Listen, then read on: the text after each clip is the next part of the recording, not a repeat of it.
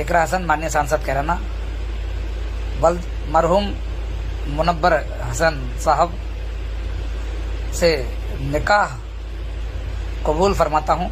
दोस्तों, जिन्हें आपने अभी सुना, ये मुरादाबाद से करणी सेना के राष्ट्रीय उपाध्यक्ष हैं। योगेंद्र सिंह राणा इनका नाम है और शादीशुदा होते हुए भी वो एक महिला के खिलाफ, महिला सांसद के खिलाफ और खास तौर से सपा की महिला सांसद के खिलाफ अभद्र भाषा का इस्तेमाल करते हैं।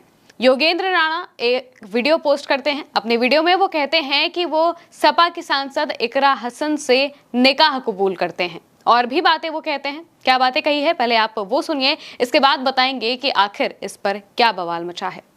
इकरा हसन माननीय सांसद कैराना मरहूम मुनव्वर हसन साहब से निकाह कबूल फरमाता हूँ। वो भी कबूल करें, वो मुस्लिम धर्म अपनाए रखें, मेरे घर में नमाज पढ़ सकती हैं, मुझे कोई एतराज़ नहीं है। और बशर्ते मैंने अपनी शर्तें रखी हैं कि अकबरुद्दीन ओवैसी साहब और असदुद्दीन ओवैसी साहब मुझे जीजा कहकर बुलाएंगे और मैं हिंदू ही रहूँगा, ऐसे ही टीका लगाऊंगा, क्योंकि हमें यहीं साथ रहना है, हिंदू मुस्लिम भाई भाई। तो मुझे ये निकाह कबूल है। दोस्तों, योगेंद्र राणा का ये वीडियो इस वक्त काफी वायरल है। इस वीडियो में वो सीधे तौर से इकरा हसन के खिलाफ अभद्र भाषा का इस्तेमाल करते हैं और कहते हैं कि मैं उनसे निकाह कबूल कर लूंगा अगर असदुद्दीन ओवैसी मुझे जीजा कहकर बुलाएं।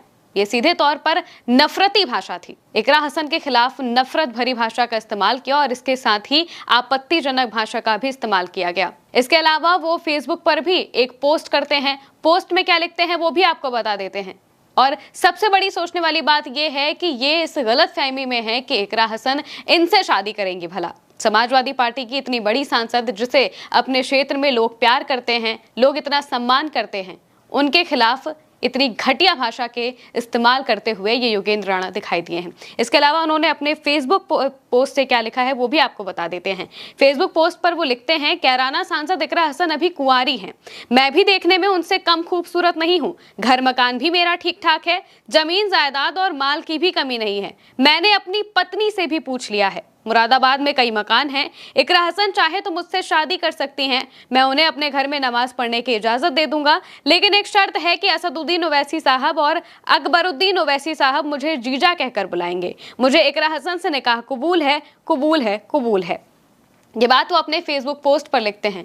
और जिस भाषा को अगर आप देखेंगे, इन्होंने जो पोस्ट किया है, पोस्ट में अगर इनकी भाषा पर आप ध्यान देंगे तो वो सीधे तौर पर महिला सांसद के खिलाफ आपत्तिजनक टिप्पणी करते हुए दिखाई देते हैं। इकरा हसन का नाम जाहिर तौर से उन्होंने इसलिए लिया होगा क्योंकि इकरा हसन एक जानी मानी हस्ती में आती हैं, समाजवादी पार्टी की काफी कद्दावर नेता में आती हैं। जो लोग हैं वो उनसे काफी प्यार करते हैं, उन्हें उनकी सादगी का हर कोई कायल हो जाता है। इकरा हसन वो सांसद हैं जो अपने क्षेत्र से वैष्णो देवी के लिए ट्रेन की मांग करती हैं लोकसभा में। इसके अलावा वो जो कावड़िए होते हैं उनको प्रसाद बांटती हुई भी बीते दिनों दिखाई दी थी। और उन्होंने एक बात ये भी कही थी कि ये हमारी साझा संस्कृति है, हमें इसे बरकरार रखना चाहिए।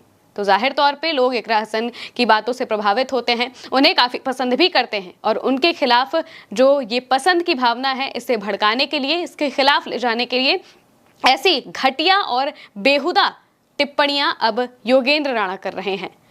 दोस्तों, योगेंद्र राणा अपनी पोस्ट में लिखते हैं कि वो निकाह कबूल कर लेंगे। उन्होंने अपनी पत्नी से भी पूछ लिया है। सोचिए, एक इंसान जो शादीशुदा है वो एक महिला सांसद के खिलाफ कितनी घटिया टिप्पणी करता हुआ दिखाई देता है।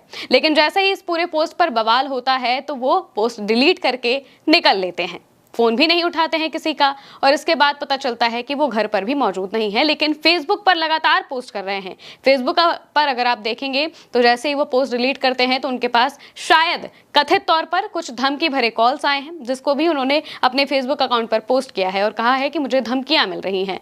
अब इसको लेकर जो उनके समर्थक हैं वो भी अब उतर आते हैं योगेंद्र राणा के समर्थन में और कहते हैं कि हम उनके साथ खड़े हैं। लेकिन सोचने वाली बात यह है कि ये सिर्फ योगेंद्र राणा के साथ नहीं खड़े हैं, बल्कि महिला विरोधी मानसिकता के साथ भी खड़े हैं। यानी कि महिलाओं के खिलाफ जो आपत्तिजनक टिप्पणियां उन्होंने की है उसके खिलाफ खड़े हैं। सोचिए, इकरा हसन बीते दिनों भी इसी पूरे मुद्दे को लेकर चर्चा में आई थी जब एडीएम ने उनके साथ बदतमीजी।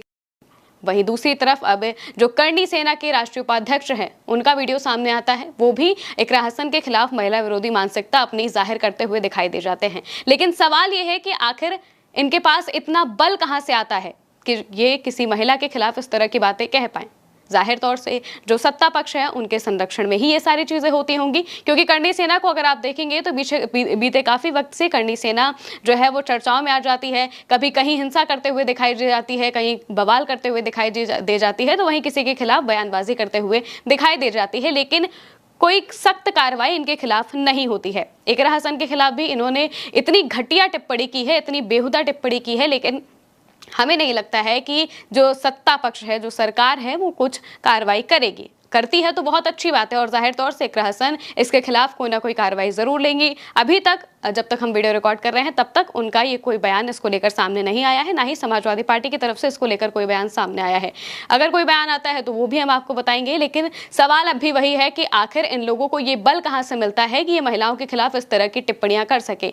एक और बड़ी बात यह है कि हमारी जो राजनीति है उसमें महिलाओं की जो भागीदारी है वो काफी कम है और वो इन्हीं लोगों की वजह से ही कम होती है, क्योंकि जैसे ही कोई महिला एक बड़े पद पर दिखाई देती है, वो लोगों की मदद करते हुए दिखाई देती है, वो अपना वर्चस्व बनाती है राजनीति में, तो ऐसी महिला विरोधी मानसिकता वाले लोग चले आते हैं उनके खिलाफ बयानबाजी करने के लिए। जाहिर तौर से इकरा हसन की शादी रही हुई है, वो लोगों के प्रति समर्पित हैं, वो अक्सर जनसुनवाई करते हुए दिखाई दे जाती हैं, वो लोगों की समस्याओं को मुखर तौर पर उठाती हैं, खासतौर से महिलाओं की शिक्षा पर भी ध्यान देती हैं।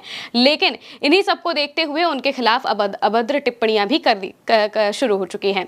लेकिन अब सवाल ये है कि इसके खिलाफ अब क्या कुछ एक्शन होता है। आप इसको लेकर क्या समझते हैं, कमेंट में बताइएगा। मैं हूं महिमा और आप देखते रहिए उल्टा चश्मा यूसी।